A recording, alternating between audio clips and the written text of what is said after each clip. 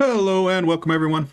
Today we're going to be taking a look at our PvE tier list. Since a new patch came out, there's been a little bit of changes. Just kind of go over everything and kind of show you where things are sitting right now. So let's go ahead and jump on into it. So first up, we have Advanced Prototype. Advanced Prototype has been performing kind of terribly right now, actually. AP hasn't been doing great as far as in-game PvE goes.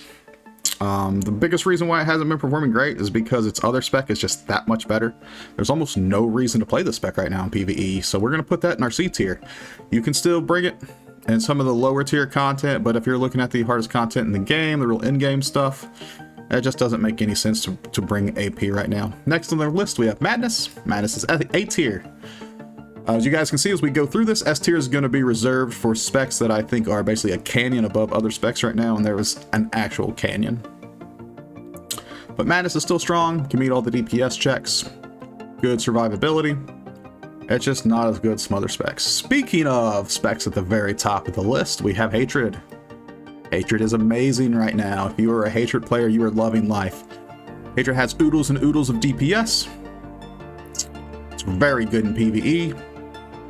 Next we have Lethality. Lethality kind of feels the same role that Madness does. They're pretty similar to each other. Pretty similar DPS outputs.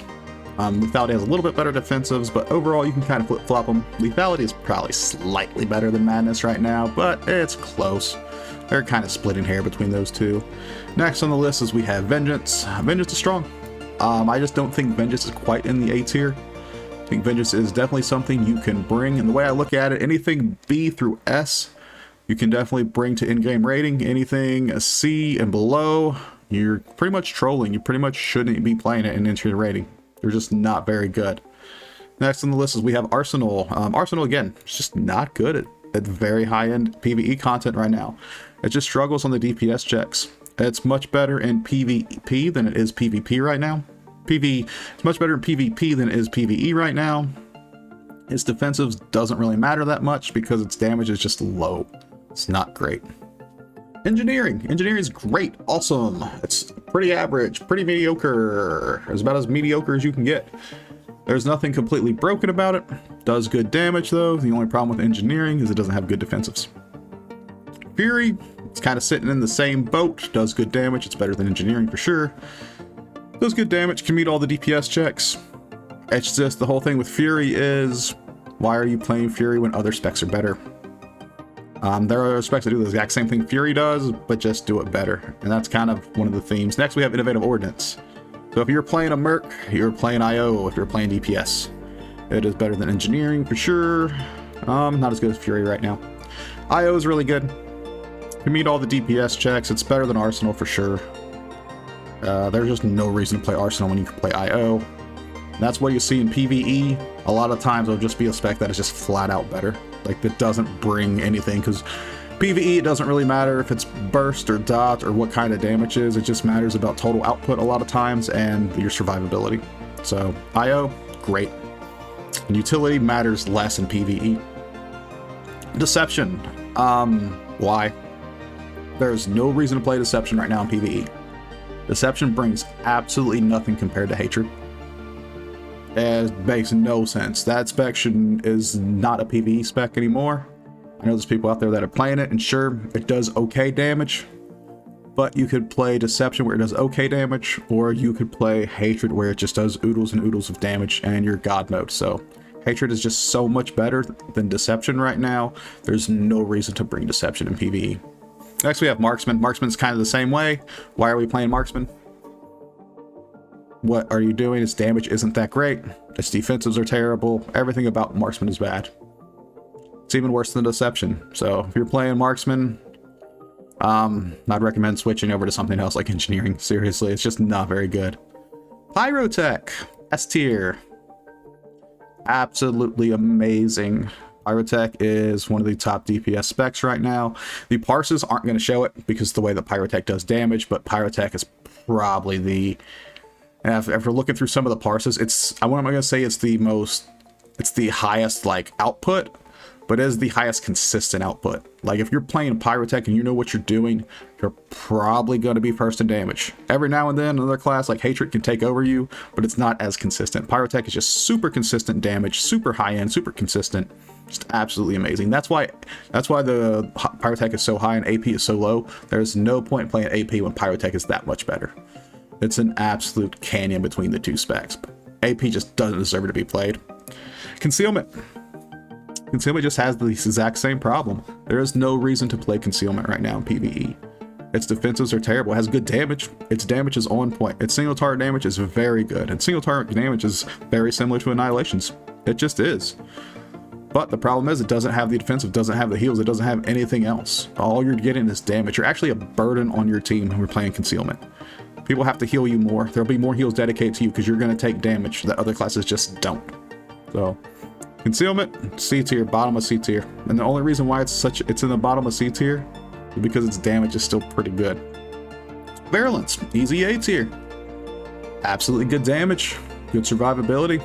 There's nothing wrong with Virulence. It's pretty much the quintessential strong DPS spec, and has been for a very long time. Next, we have Annihilation. With the recent buffs to Annihilation, it is the best PvE DPS in the game right now. Annihilation is insane. You bring crazy heals, you bring utility, you bring good defensives. And now with the buffs to its consistency, where you're not so much rage reliant anymore, Annihilation is absolutely amazing. Annihilation is OP. Annihilation, Hatred, and Pyrotech are all just absolutely amazing. Annihilation just edges it out more because it does more utility-wise, just with the heals, with predation, things like that. Its defensives are better, so that's kind of where the hair splitting gets there. It might not have the damage that Hatred and Pyrotech does, but it more than makes up for it with everything else, and can easily pass all the DPS checks. A really good Annihilation Marauder is just the best class you can bring to Raiden right now. Next, we have Rage. Rage is fine. Rage is definitely playable. It's a little bit behind Fury, in my opinion right now, and talking to everyone else. Vengeance is just better. It's not, but Vengeance isn't that much better. It isn't like the Pyrotech to AP kind of thing. It's close enough where you can definitely play Rage. Rage is playable. Next we have Lightning. Lightning's fine. It's more towards the end of our B tier. I mean, Lightning, Engineering, IO, you can kind of switch the three. I think they're relatively close to each other. But with the buffs to Lightning, it's definitely playable, definitely viable. I've seen the parsing numbers and stuff for it. They've definitely improved, and the numbers on the boss, so that's fine. You can hit the DPS checks. Same thing with Carnage. Carnage is good. Carnage is probably a bit better than Fury right now. It's tough.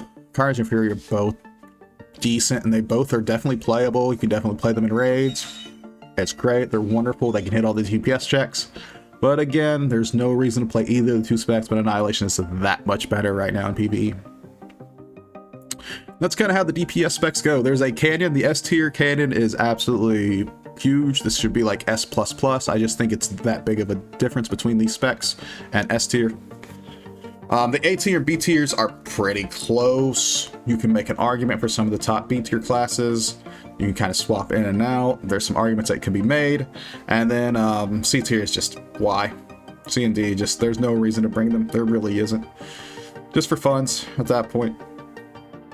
Now we're taking a look at the tanks. The tanks are going to be in the similar situations to the DPS right now, where there is a clear number one and then kind of meh, mediocre, okay, viable.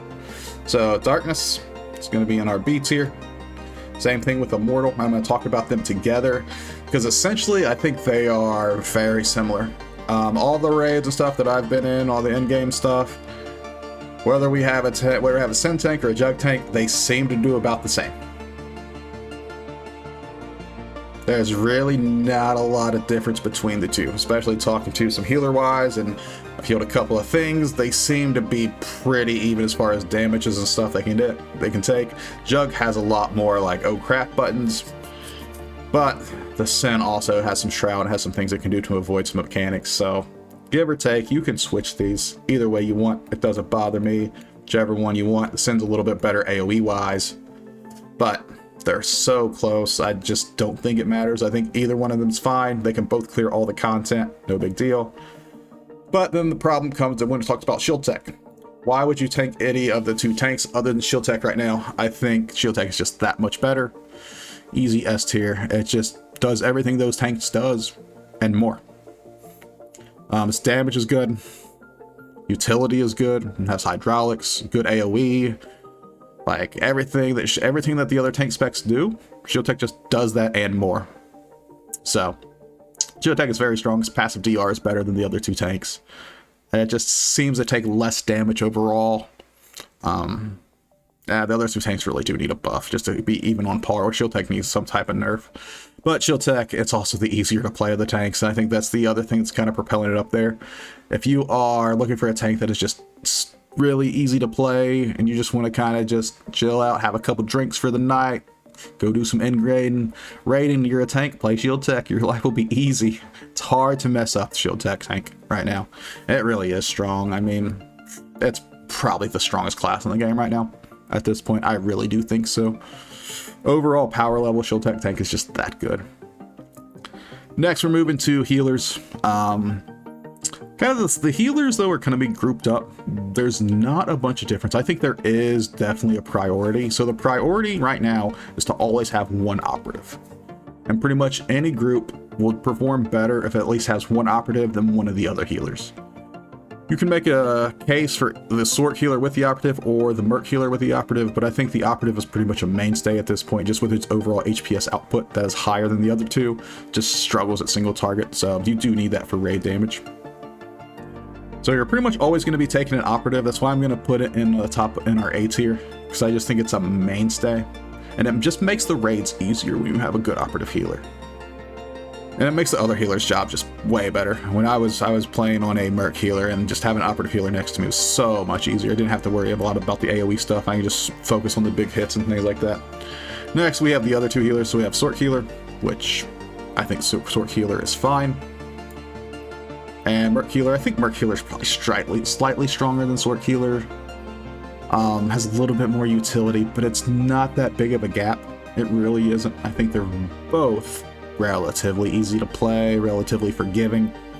Not a lot you have to do, so pretty close to each other as far as heals goes. And that's kind of where we're sitting right now at the beginning of 7.3 with the changes and the things that have been going back and some feedback that I've got for some other people. So that's kind of where we're sitting as far as overall tier list. Again, we're giving it a couple weeks. This could change. This is something I'm going to do again next month when we have a little bit more time in 7.3.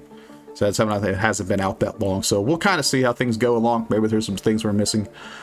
But if you guys have any comments, thoughts, go ahead and put them below. And as always, thank you guys and have a good day.